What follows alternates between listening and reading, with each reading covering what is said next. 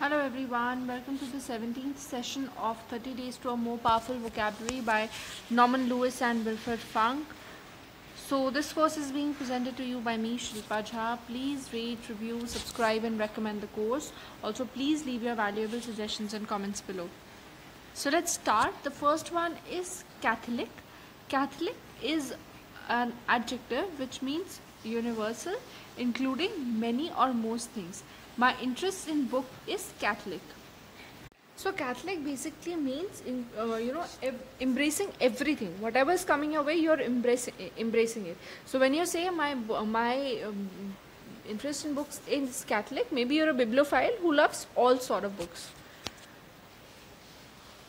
Next we have defeatist. So defeatist is a personality who expects or accepts defeat. Now when I say defeatist, I think from the word itself we can make out that it's some kind of a person who's kind of negative and who does not think in a positive way and is going to think that whatever is going to happen with me is not going to go in a positive direction.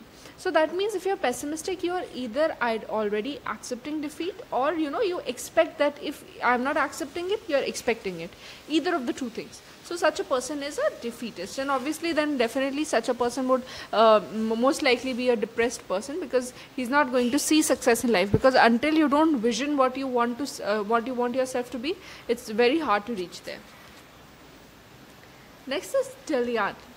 Dilettante is a person who dabbles in the subject for pleasure. For example, it's this kind of a painting, or some kind of a painting which seems like a painting by a novice. So it is somebody who's just entered into the field and who's just doing it for the sake of pleasure. Like I write for the sake of pleasure. It's not like I'm a very good writer or something, but since I enjoy doing it, so I write stories. So something like that. So a dilettante is a person who dabbles in a particular subject for pleasure.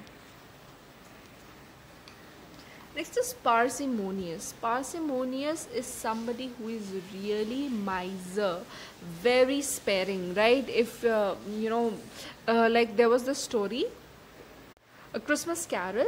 So therein there was, I think, this man who was called Scrooge, or somebody who was really parsimonious. Parsimonious means he did not believe in spending money, and then the three ghosts came, and then there was some story, I don't remember, I really liked it though. So that's what parsimonious means. Parsimonious means somebody who is very miser, who does not like to spend. Next is philistine. Philistine is an uncultured person. So basically such a person is anti-intellectual. He's not very intellectual, right?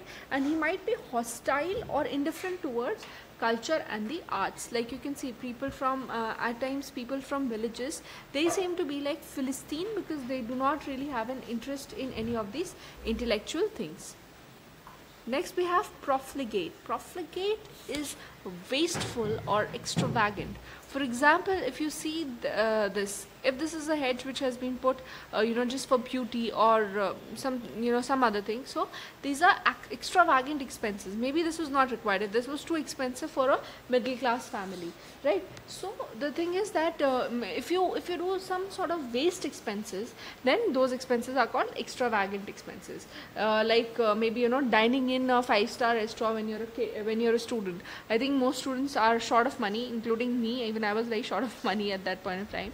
So that is a wasteful or an extravagant expense which can be avoided. So profligate in a way is the opposite of parsimonious.